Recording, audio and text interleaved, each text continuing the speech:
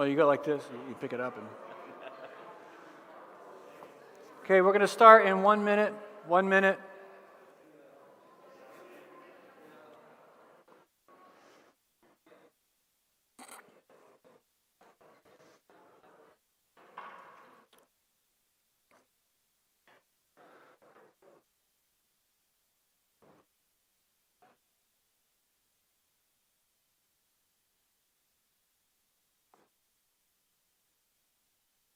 Okay, is the recording started?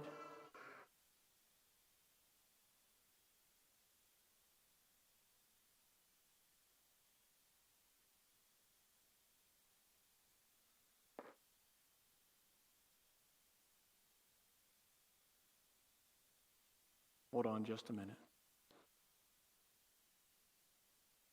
We're good? Okay, good. Well, thank you for staying. Thank you for coming and being a part of this. The purpose is to provide information, to seek some input.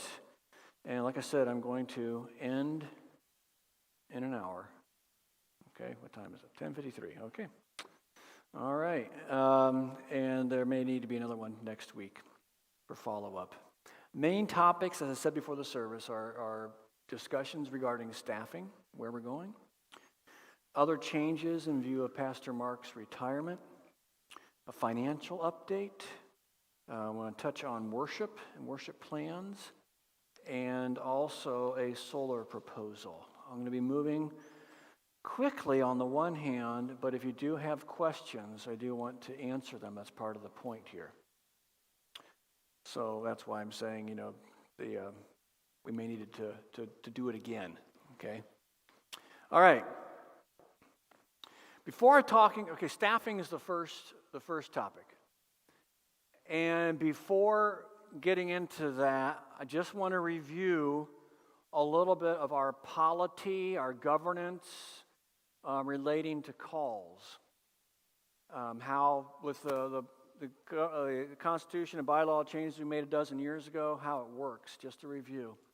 There's 3 types of bringing somebody onto the staff. Calling a lead pastor is kind of in a category of its own, or if there's only one pastor, calling the pastor. And that is only done by the congregational assembly, okay, by a voters' meeting. Now, other commissioned or ordained ministers, apart from lead pastor, like teachers, DCEs, or other ordained staff, those calls come from the board of directors, not from the whole congregational assembly. And we've done that since we've made that adoption. We've done that numerous times for DCEs and teachers coming from the board, okay? So that's how that works for other called workers. For hiring other staff that's not called, that's not somebody who's a certified church worker, hiring contract teachers, other staff, ultimately, since that's operational, ultimately it's me, okay? That's how our Constitution and bylaws are laid out. However, in practice, it's delegated to people in their areas of purview, pending my approval or disapproval. For instance, school, hiring playground help and additional auxiliary teachers. Christy does that. Preschool, aides, Janice. Custodial staff. We just had to hire a new custodial, Tim. Okay, that makes sense? That doesn't need to go to the board, definitely doesn't need to go to the congregation. So I just wanted to review that. So in this case, adding additional ministry staff, in a sense, it starts with me making a recommendation to the board. What staffing do we need? And board determining, is this going to be something where we want to pursue a called worker, or is it a non-called hire, which technically I can just do, but I don't do things like that without the boards alongside me. Okay, in light of that, so the big picture here is, okay, we got staffing here. Pastor Mark retiring, a lot of things, a lot of changes have taken place since the 20 years ago when we called him. So I need to make a recommendation to the board for where we go from here. Well, back in April, I assembled a task force. We called it Future Ministry Task Force. And the purpose of that task force was to provide input to me for the task of making recommendation on staffing to the board. Too big for just me. I wanted others involved. So I assembled a group of people, I don't know, they vary between 20 and 25, all very involved, some staff, some non-staff, people in positions of leadership or just who were, because of who they were, influential. And they all have a love for St. John's and its future. Cannot include everybody, had to limit it so we can actually have discussions. And the group has met multiple times since then. The two big questions that I wanted to answer. One, what does St. John's need right now? What does our ministry need?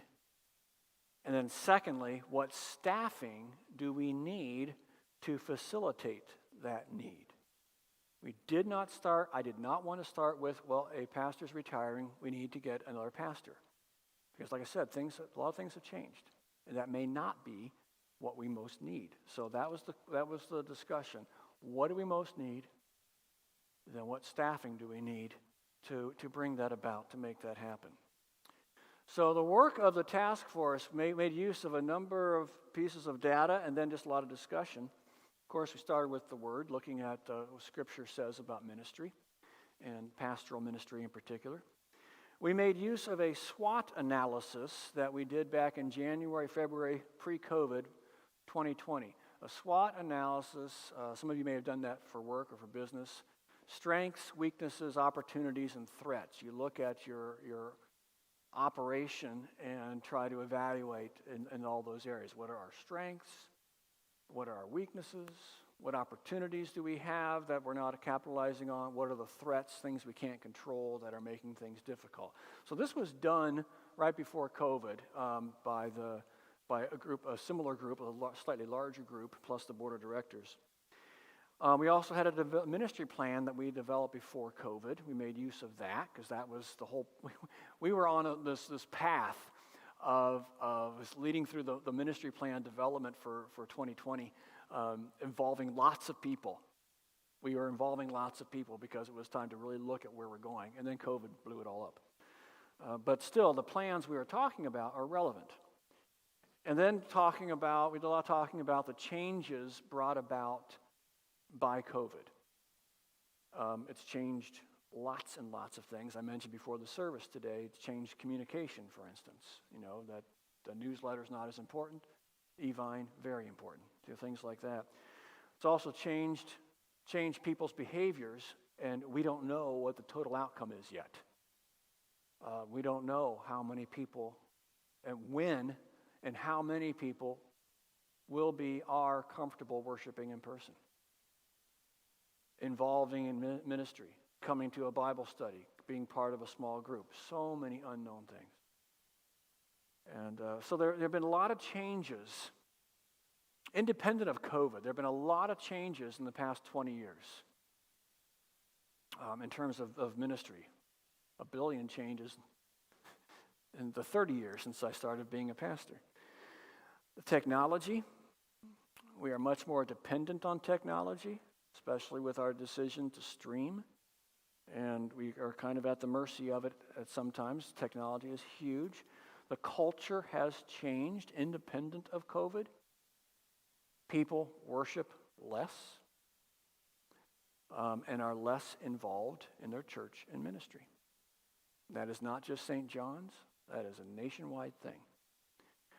And it's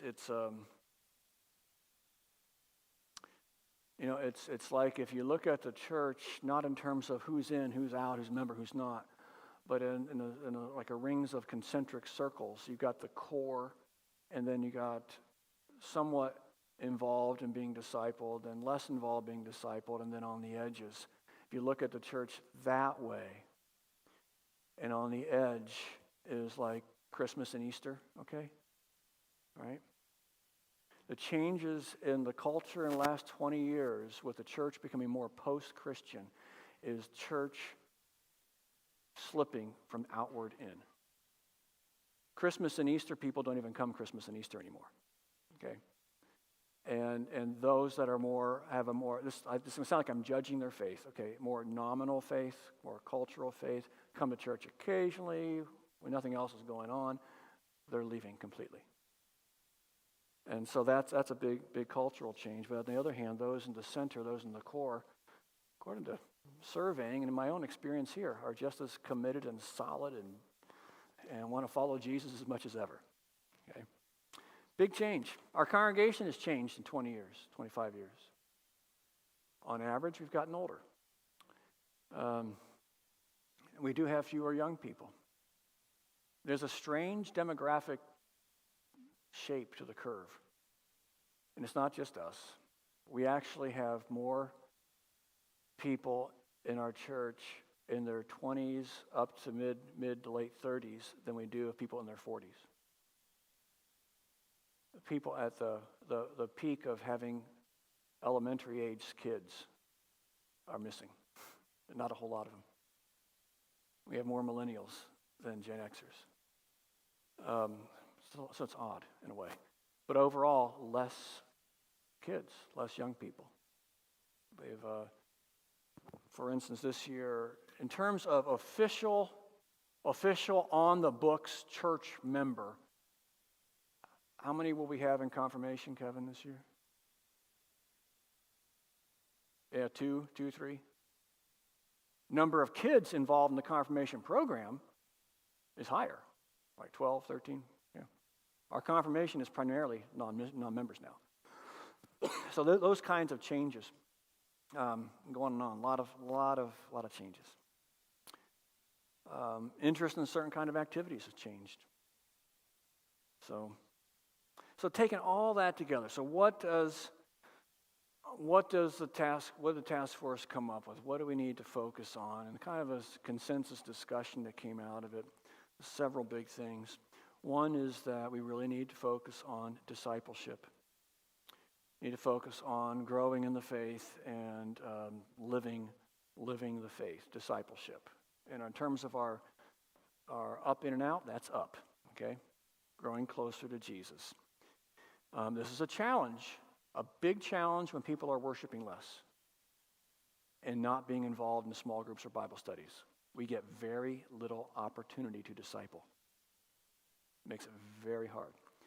But anyway, that's something that we need help in involving people in worship, small groups, Bible studies, other means of being discipled. So that was one big need. Another is growing in, the word that we're using is connections. Connecting people. This is more of an in and out thing. In within the body and out, reaching out. That are connecting with the school community. Welcoming and plugging in new worshipers. We don't have a really good process flow for identifying new people and welcoming them in as part of the community. Connecting people with opportunities to serve and then helping them get equipped and trained to do so. Overseeing people making use of the discipleship growth opportunities. And we do have those. I'll be doing the basic foundations class starting in October. Who's been in that? Who's not? Developing and making use of, this is something we've come to see more and more, of social media as essentially an alternate campus. When our usage of and our being interactive with social media has been very spotty. Sometimes we've got it's kind of depend on how much I jump into it. Sometimes it's really interactive and sometimes not. And when those times when I've my own experience when I've done something that's been more interactive, like an online prayer thing or something like that, the people involved are not necessarily people who worship on Sunday. It's a different group. Some overlap, but it's almost like a different campus, a virtual one. And that is a thing a very real thing. You may not like social media, but a heck of a lot of people spend a lot of their lives on it. We are sent. Go make disciples. We need to go there. And then seeking to grow in fellowship opportunities. It's on to the heading of connections, connecting people. So discipleship, up, connecting, in and out. Fellowship, drawing people together. Also talked about technology. COVID has really opened up the need and the opportunity to grow in technology. We've had to. We got some pretty sophisticated stuff, back there. And sometimes it doesn't work right. And we're sorry about that. But we are relying on super dedicated volunteers.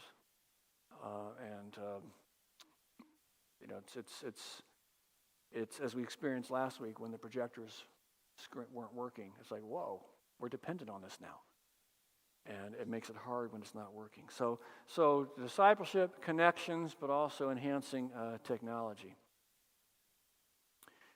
So then the staffing thing, what comes out of that? Well, kind of the consensus was we need somebody to oversee what we can call connections ministry.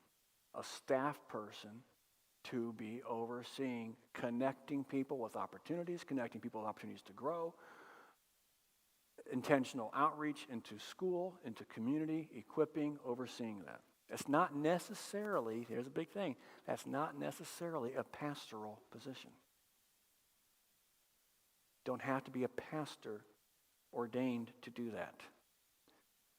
It's a new, different type of thing for us to describe this, but it is being done at some churches. It was helpful for me in thinking about this, and also shared it with description with the task force. This is exactly what Ted and Elaine's daughter Shelley is doing at Concordia in Tacoma.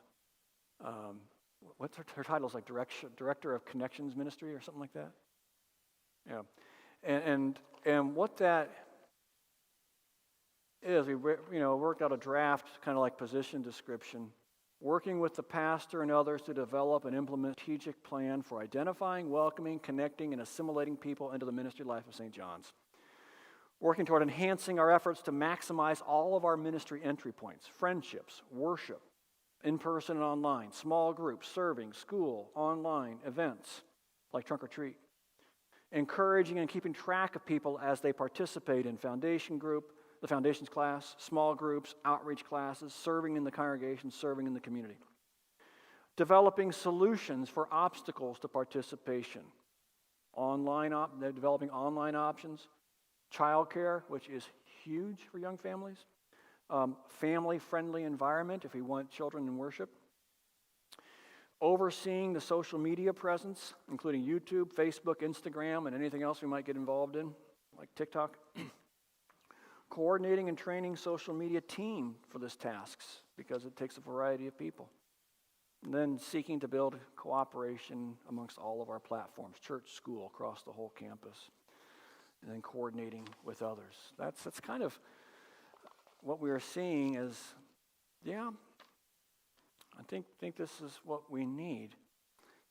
Not necessarily a pastor. It could be a director of Christian education, a DCE who focuses on adult discipleship. There are those. Or it just could be a teacher who doesn't want to be a teacher anymore. Or just somebody who wants to help connect people. So that's one part. And the other is, in terms of staffing, the need to clear some things that I'm doing and take them away from me. So I can focus on the first one, discipleship. In particular, taking away from me all my involvement in technology and worship band. They take up a lot of time, and they are not strictly pastoral things. So I'm going to explain a few more things, then I'm going to say questions. So I'm going to dig in a little deeper on that one. on me. Let's talk about me. Yeah. My call. I am called as pastor here. And the main part of this call is preacher, teacher, pastoral care, and leadership. Okay. I have added to that, and I have taken on, kind of happened accidentally, and because I have some knowledge in some certain areas, and I've taken on more than is healthy for myself, or really more than is healthy for the congregation, because there's a lot of operational things that are have become dependent on me that don't need to be, especially in technology and in the contemporary worship music. So it's time for me to step back. And it's something I've talked about for years. You remember those who've been around a while, we started talking about a minister of worship a long time ago. I've known this is something that's needed to be done. It's hard for me because it's hard for me to, there's probably some ego control issues. I've not been as good of a delegator as your pastor as I should have been, and that it's more work initially as you train and equip people. But I have to be okay with things being done differently than the way I do them. Yes. Also a practical concern, very practical. I will be retiring. Okay, not next week. Okay, not next year. I don't know when. Could be 3, could be 5. Who knows? It will help to prepare the congregation for that if I shift to just doing pastoral things. Okay? So that's another reason to do that, because unless you call another pastor who likes to do music, who's a former engineer, who's not afraid of technology, or there's a few, but there's a small group. So I need to be turning things over to others. Now let's talk about only one pastor. St. John's used to be that way. This is the recommendation, and I concur. Several factors. One is that really, looking around the Synod and other churches, maybe we don't think of ourselves this way because there's so much going on in our ministry. We are a small church for having 2 ordained pastors. And another factor is, that makes it very practical, there is a significant pastoral shortage going on. I got a letter here I got a couple months ago from the new president of the Concordia Seminary in St. Louis. And he said, excuse me, if I get older up here, "It's no secret that our beloved Synod is experiencing a considerable shortage of pastors. Today, more than 450 LCMS congregations have pastoral vacancies. Furthermore, many Synod clergy are facing retirement. The boomers are retiring, with 54% being 55 or older. These numbers, coupled with the reality that the LCMS's 2 seminaries in the last few years have not produced enough young pastors to replace older pastors who are retiring, demonstrate a crucial need facing our church." For instance, last spring, when Philip Bartelt graduated from my seminary alma mater, Concordia Theological Seminary in Fort Wayne, his class was 1/3 the size of my class when I graduated. There's a shortage of pastors, pastoral availability. And we know economically it's challenging to bring anybody in from any other part of the country that's not on the West Coast or the East Coast.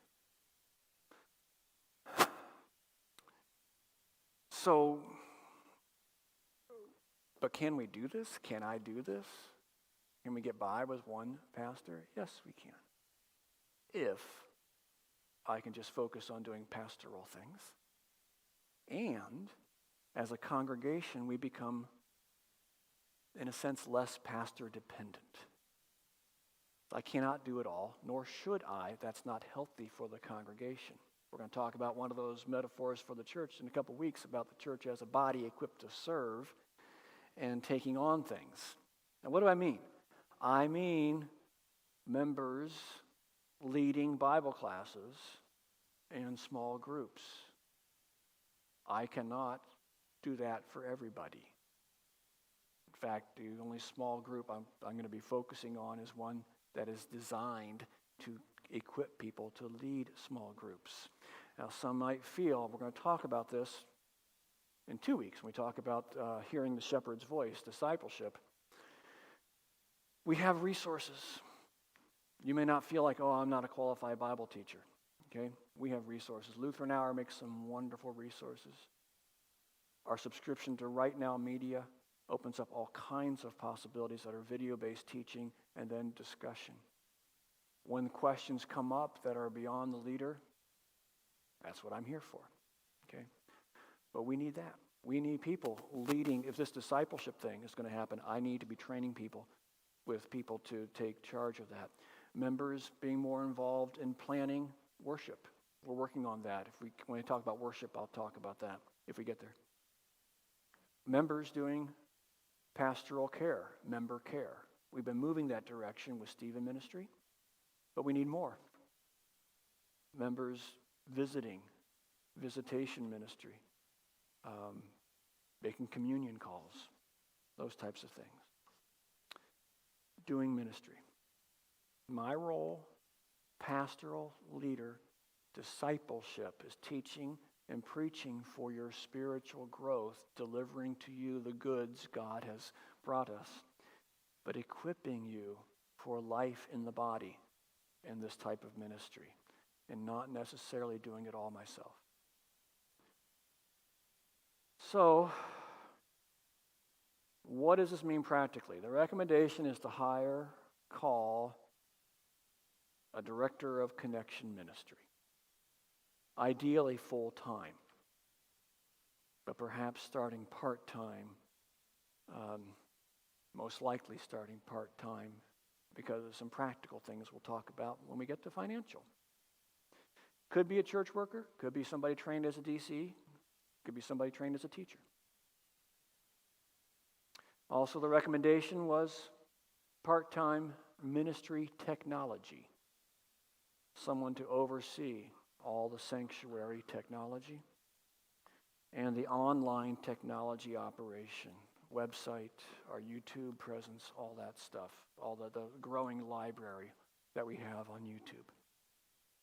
Technology is so huge, and you put staffing where your important things are. We cannot hardly operate anymore without technology. So some type of part-time staff there. And one thing we were talking about, but then I'll provide an update, is part-time contemporary worship band leading. We have that for traditional with Erin, choir director and organist, and she does a wonderful job, and we appreciate that. But I've been doing that for all the bands for the past 23 years. And I've been the default leader. When all the scheduling, taking care of the equipment, planning, leading. I firmly believe that the quality has suffered because it's been so dependent on me, because I can't do it all. So that position. Now here's an update. A month ago, Jacob Bartelt and Gabriel Gutierrez approached me about taking that last one on, the worship band leadership as volunteers. The two of them. This is taking place right now. We're in transition. And that will be actually more effectively starting in September. And so there'll be changes. They will be managing it. I'll be involved. More like what you saw today. I'm just a piano player. Don't shoot me. And maybe once a month or so. Okay? I need to step back. There will be Sundays this fall with no band. And I have to be okay with that. There will be Sundays with no band because right now we are We have just several people who are comfortable being up front and leading, like you saw Thane did today. Well, Thane's a winemaker, so today was kind of like, goodbye, Thane, until for the next couple months.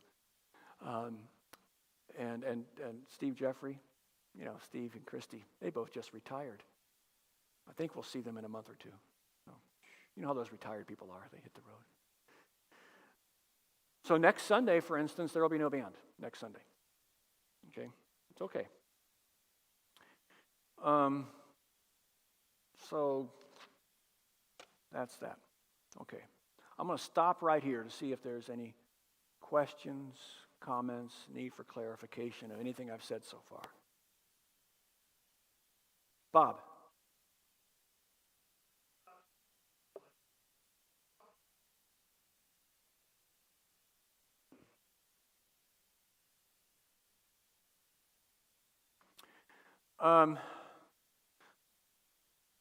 When we call somebody, we can only call somebody who is a commissioned or ordained minister. That's how our church polity works with church workers. And then that call is from the congregation. The board does it on behalf for most of the positions. And then the way we understand the call, it is a tenured call. Okay? So removing somebody who has a call is a more involved process, and it would involve the district, and there has to be cause. Whereas California employment law, just hiring somebody on a contract, California is an at-will. At-will is, if it's not working out, we can let somebody go. Just let them go. So you're making, with a call, you're making more of a commitment. Last week, we installed Megan. And that was brought out in the ceremony as I asked the congregation, will you support her, pray for her, provide for her? So there's an obligation, a relationship between church and called workers. So that's the difference there. Yes?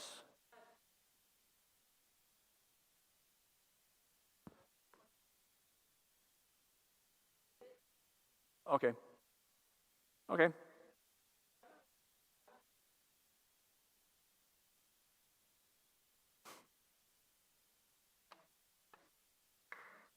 Yes.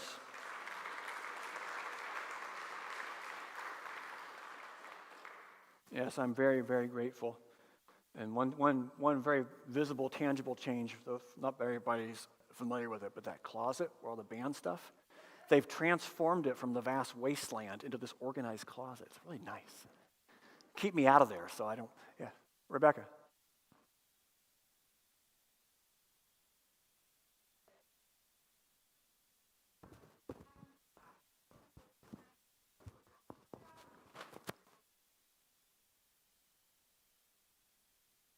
How would we, okay, I think you're asking, Rebecca, if we're looking to call somebody, what platforms do we use? How do we find?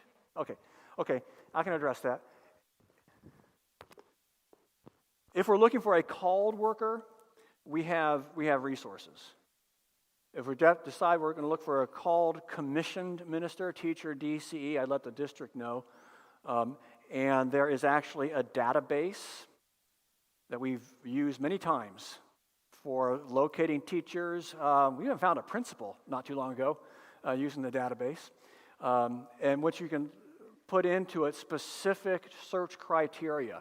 This type of thing I'm talking about, we could put in those, somebody who's interested in, this would be like family ministry, discipleship ministry, and then pops it out, including by you can tune it into like geography, where in the country, whether they're willing to move, whether they can move.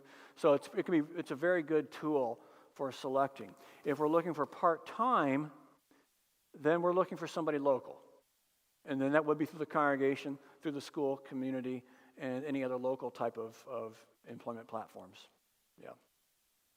But most likely through the church, because it has to be somebody who is a person of faith that we can trust in.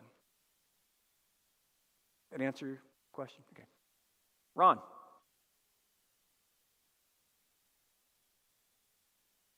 An intern? Finding a local intern, well, I don't think we'd find a local ministry intern because this is definitely has a distinct discipleship focus. Oh, technology. Okay, well, some of the, yeah, possible. I don't know. But there is still a ministry focus to it, you know. Yeah. Okay. Any other questions? Okay, going on, I want to talk about other changes in light of Pastor Mark's retirement. Preaching, mainly me, with occasional guest preachers. We've got one coming up in about a month. Pastor Joe Robb from the district office, who's the assistant to the president for mission, is going to be here on September 26th. And I will occasionally be lining things up. And who knows, there might be, might have a certain DCE we know up here preaching sometime. He does excellent children's messages. And that's the plan for that. Teaching. Okay, that's a big thing that I plan to be focusing more on. But there will not be a Wednesday morning Bible class that Pastor Mark has been leading for a number of years. That will not be happening. But like I said, I do want to see more small groups and classes. If somebody wants to lead a Bible class at that time, I will definitely help with them, training and providing resources and equipping in every way possible. I was doing the Wednesday night worship until a couple weeks ago. That was a COVID thing. I stopped it because I have to look at what I'm doing and what the best use of time is. Wednesday is going to pretty much be a teaching night for me. In September, I will be, if I get interest, hopefully I do, working with some people who are interested in leading some small groups and working with them for a couple of weeks. And then in October, for 7 weeks, I'll be leading the Foundations class. That's Basic Christianity, New Member, Overview of Christian Faith. That's going to be from October 6th through right before Thanksgiving. And then, of course, in December, we have Advent services. January, we'll be teaching something else. So there will be some type of teaching on Wednesday. It may or may not be streamed. Pastor Mark was doing First Communion instruction. I'll be taking that over. So, pastoral care. Okay, Stephen ministry, is continuing on. I will not have the same role as Pastor Mark because I am not a trained Stephen minister leader, nor am I going to be. Okay, the intent of Stephen ministry is a lay-led, pastoral advised ministry. So I will not have the same role as Pastor Mark. Now, he may show up in the future helping out with training of new Stephen ministers because he loves to do that. He brought it up this week we were talking about. Pam Barker and Penny Kremen are still leaders, and we have somebody else right now who is in training to join them on the leadership team, one of our Stephen ministers.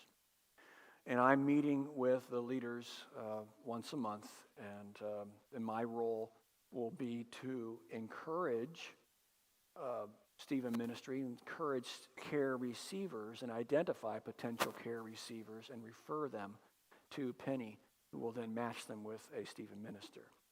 So Stephen ministry will continue on. Hospital, homebound, communion, I will be leading this mainly, but I am asking for help. Some of this happens organically. When people are well connected and then for some reason they're in the hospital or become homebound, they still get lots of visits and lots of contact. Some people, not so much. And those are the ones that we have to be more organized and systematic about reaching out to.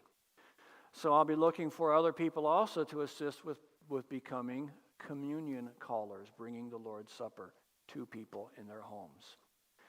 So that's something I'm going to be asking about and making other visits. I am going to be, Kevin and I talked about this, introducing Kevin to some of this, taking him on a few calls. It's been weird, though. It's hard to train somebody making hospital calls when more often than not you're not allowed to go to the hospital thanks to COVID. But because one thing that'll change is when I'm gone on vacation. I am still going to take vacations, okay? When I'm gone and Kevin is here, he's the one to call, okay? All right? Yeah, like I've been saying, he's a good guy, real good guy. Okay? Really, he is. But that being said, here's something I want to say also. As you might be thinking, maybe you are, I don't know, thinking, wow, Pastor Mike, you're going to be busy. Yeah, I will.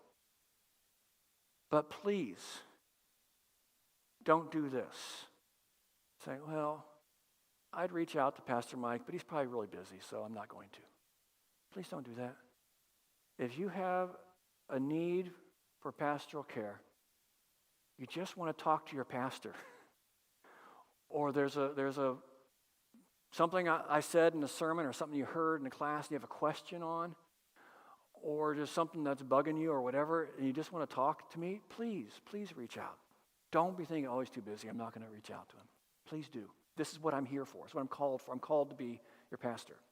So don't let that stop that. Please reach out. To talk. But what can we do? What can you do to help?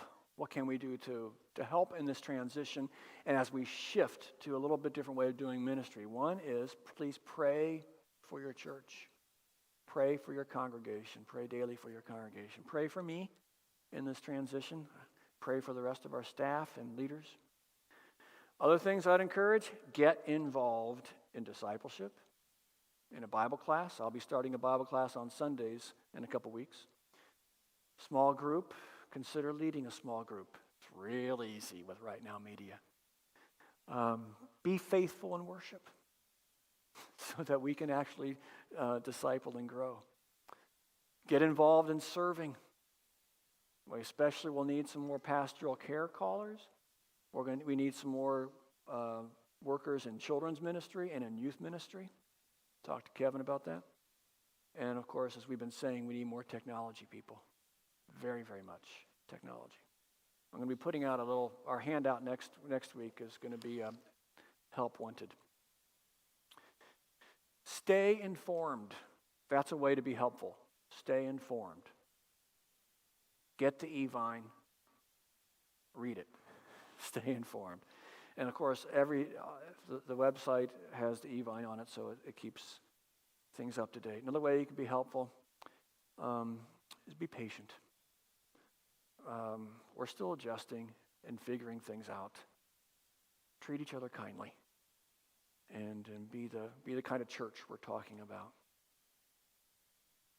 And then one thing that I would ask, this is just more personal for me. A way to be helpful for me is to observe my Monday day off. That's my physical Sabbath. My daily time in the Word Sabbath is separate. That's my spiritual Sabbath. But Mondays, I take Mondays off. Saturdays are work days. I don't have regular hours that I'm here, but I'm usually working. Yesterday I was finishing up the sermon and I was working on notes for this forum, and oftentimes on Saturdays I'm over here setting things up or doing whatever is needed to be done.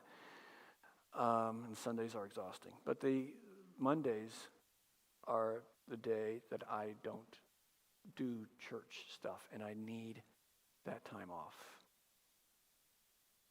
So I would ask, don't call or text unless it's urgent need for pastoral care. If it is a need for pastoral care, then by all means reach out. I'll be there. Hospital, personal crisis, those types of things. But if it's a question about something on the calendar for Thursday night, please wait. I do not check church emails on Monday. Okay? And I do not get church emails on my phone. That's an intentional, strategic choice. So if there's something that occurs to you Sunday night that you want to mention to me or occurs to you on Monday, send it as an email. and I'll see it Tuesday. Okay? So that's just, I need a break so I can hit it fresh on Tuesday. Okay. I'll stop again. Any other questions, comments? Yes, Sarah.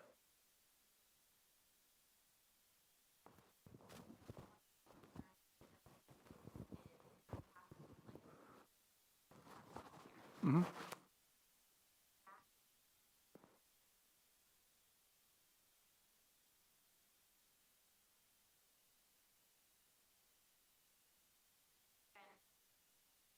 Mm-hmm.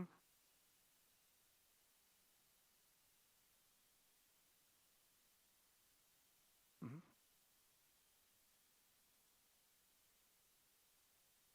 Okay, thank you. Thank you.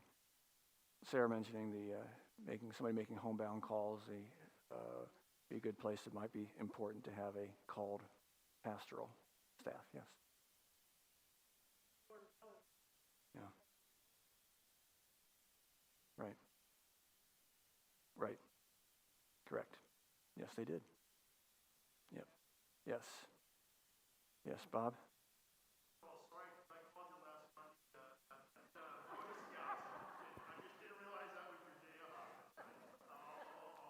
Yeah, and I've been talking about you all week, Bob.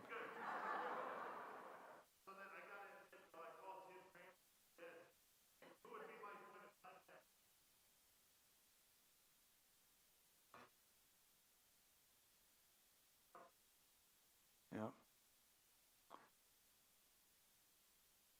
If something, I did get your message on Tuesday, and it was about, what I'd say, Bob, you've been around here. You know how things operate. It's easier to get forgiveness than permission. If there's something you think needs to be done, use your best judgment and just do it. Okay? Yeah. That's one of the examples of not being as pastor dependent, So, yes. Oh, okay. Ed made a comment about elders when we had a more formal board of elders. Well, that's one of the changes I'm going to mention. That one of the things they did was making calls on people and also making communion calls on people. Yes, and we've had a few people who have done communion calls. Okay, and right now we don't have a group formally named board of elders. It's called for in the bylaws called a ministry advisory team. I am going to be starting that up because I need that. There's been over the past 20 years, a lot of discussion, planning between me and Mark, and I need that team. Do you have your hand up, Chris?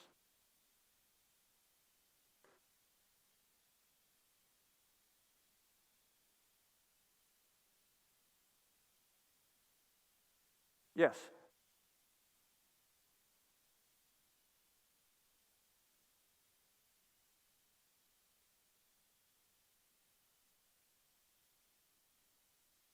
I'm going to come down so I can't hear you.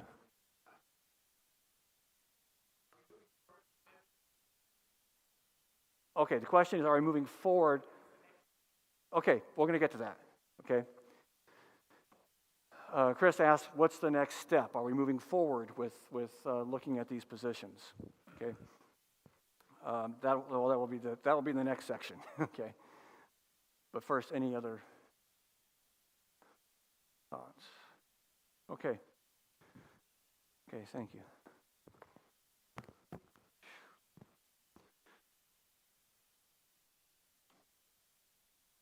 have 10 minutes. Okay, I want to provide some information on finances.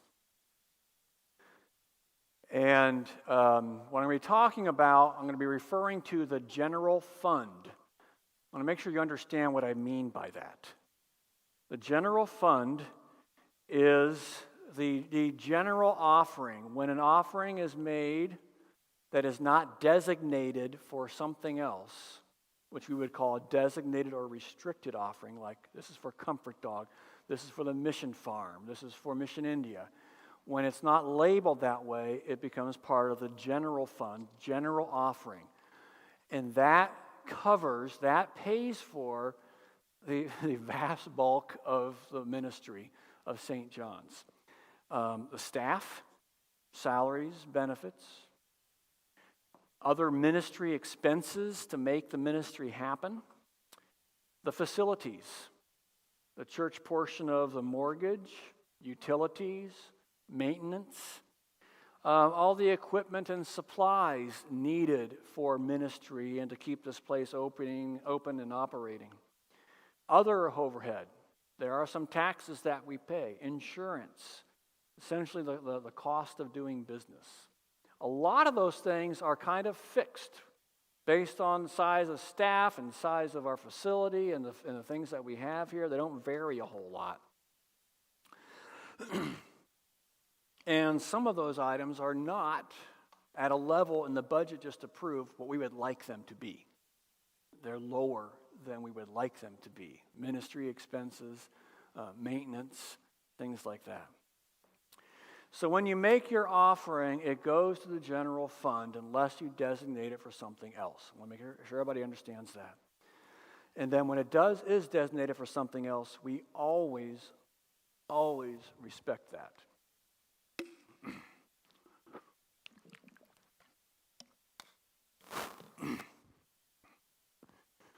Now, with Pastor Mark's retirement here in August, and then we have another retirement coming up at the end of the year, and that's Janice King, who is a shared position, mostly school staff, preschool director, but also partly children's ministry director, so that affects the church budget. So with those things happening, we have, in the budget that was adopted by the congregation, a budgeted surplus in the approved budget. And this budgeted surplus is intended for the hiring of new staff. Okay? But even the budgeted amount that was in the budget, which was only about $60,000, is not enough for a full-time staff at this point. How did that happen? Well, simply put, ministry expenses, most of them beyond our control, or operating business expenses, have been increasing, rising faster than offering income. Personnel costs go up every year, benefits, the church's portion of that. Utilities don't go down. Insurance, these go up, but offering income has not gone up at the same rate. So we have continually less wiggle room in the budget when we spend that time in between like January and April trying to hammer out a balanced budget. So we approved a budget that had just under 60,000 surplus for new positions.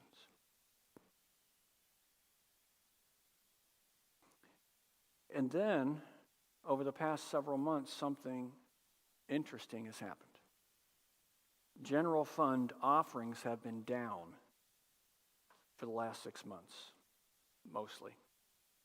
We were doing pretty well through COVID in terms of overall offering. Like many churches, right when COVID hit in March of 2020, many churches experienced this, so a big drop.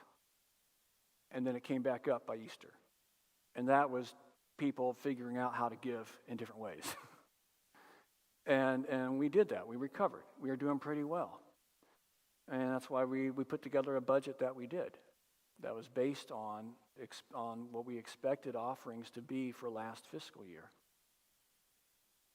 We did see, we just did this analysis over the past couple of weeks looking at the offering records. We did see that once COVID hit, about 20% of those who had recorded offerings in the previous year, about 20% of those stopped giving during COVID. Mostly among those who give very irregularly. Okay, but even with that, this is a generous congregation. our restricted offerings, our restricted gifts from Mission India, for Comfort Dog, for Mission Farm, have been wonderful, okay? It's a general fund. Well, anyway, we were doing pretty well. And that changed. It seemed to change in February. We started losing ground compared to the budgeted offering income.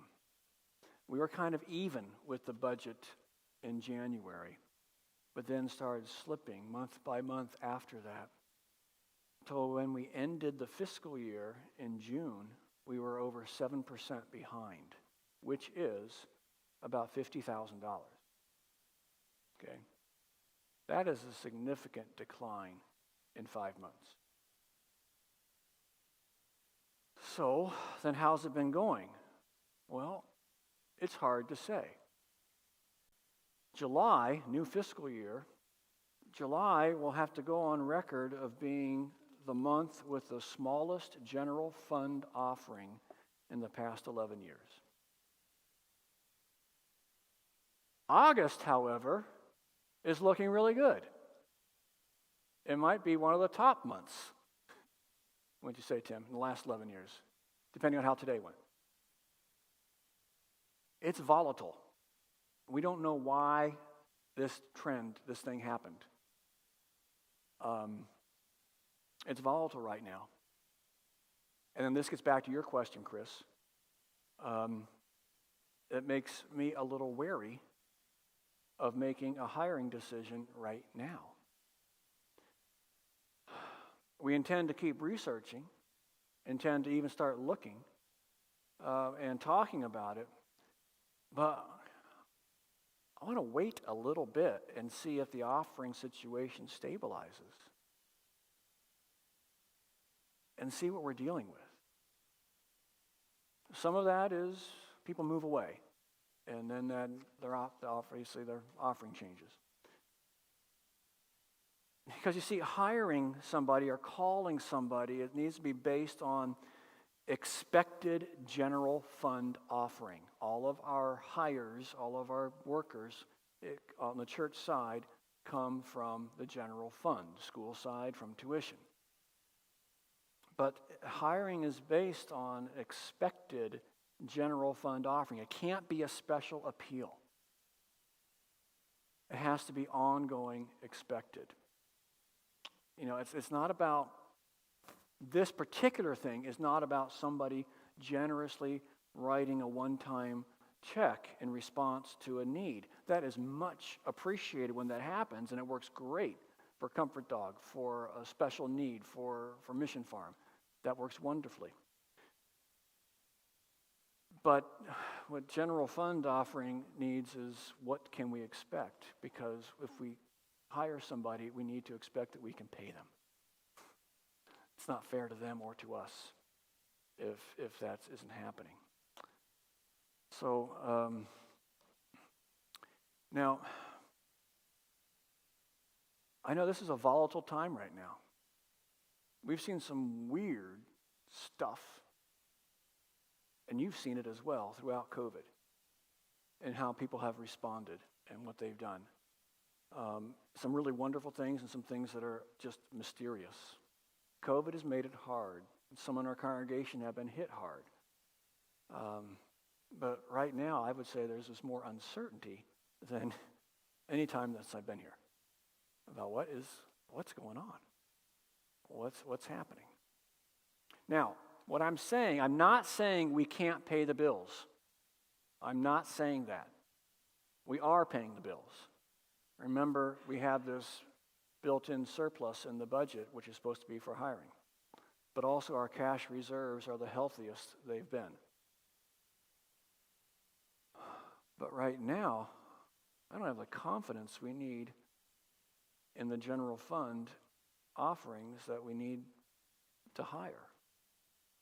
What this needs is not just, we got a special need, here, I'll write out a special offering.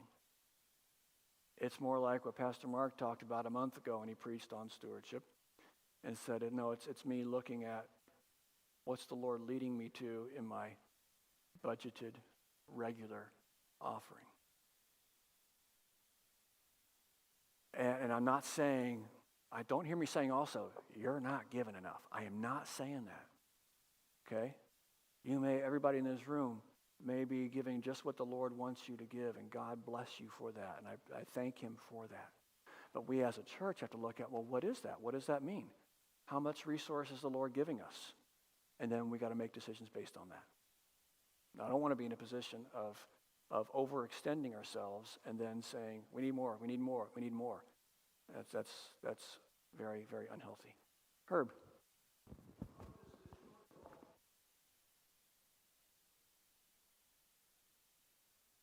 Herb asked, how does this correlate with attendance, both online and in the sanctuary? Well, here's a couple of very interesting things, Herb. Good question.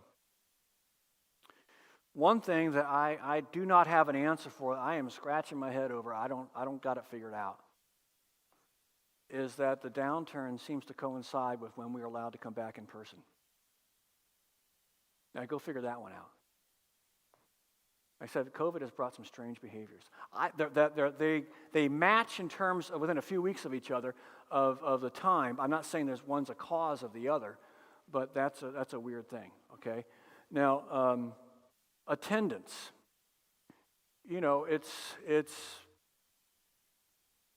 COVID has just made counting attendance just kind of a strange thing.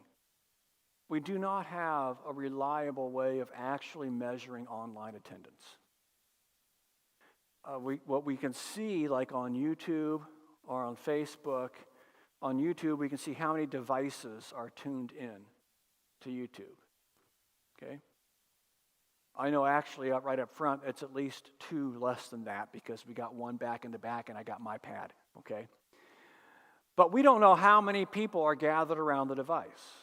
We don't know if somebody turned it on and left the room. We don't know if somebody is watching on YouTube on their TV, but because they can't do the chat on their TV, they've also got it on YouTube on their phone. And so you got 2 devices in one person. We don't know any of that. I've had a lot of discussion, this podcast I listened to, a discussion of pastors dealing with COVID. And that's been a big thing. The uncertainty of normal, back in the old days, we could just count heads in church and know how many were there. We can't do that anymore. We have no idea.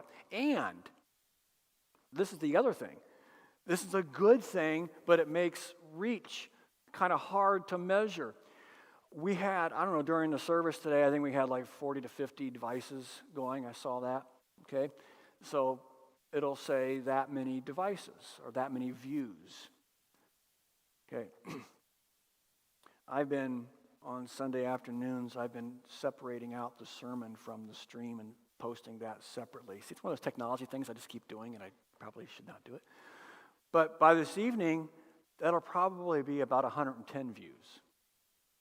And in a few days, it might be 140 or so. There's a number of people who are worshiping, watching, but not on Sunday morning. I don't know how many that is.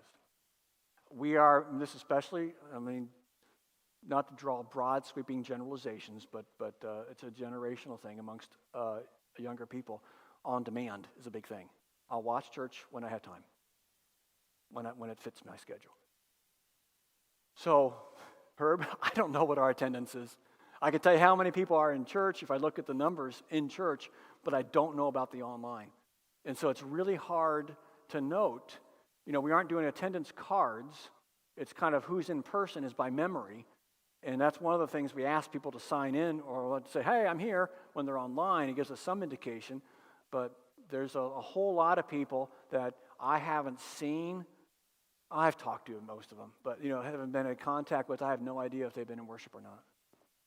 It's a very difficult to go visit Sven, find out what's up with him. I hope that helps out. So that's a longer answer, but that's kind of where we are. It's where did I put my? Oh, it is. Yeah, I'm going to have to stop. 3 minutes. So that's kind of where we are with this. I want to, there's a few more things I want to say. Well, if it gets into that. It is a discipleship thing. I was talking to somebody this past week, and we were talking about this issue. And he's a very well-grounded biblical person. And, it's more than just informing people what the offering need is. It's more than just what the general fund goes for. It's like when it comes to offering, we can make a distinction, or should, between why and where. Why do I give? Where do I give what I have decided I'm going to give?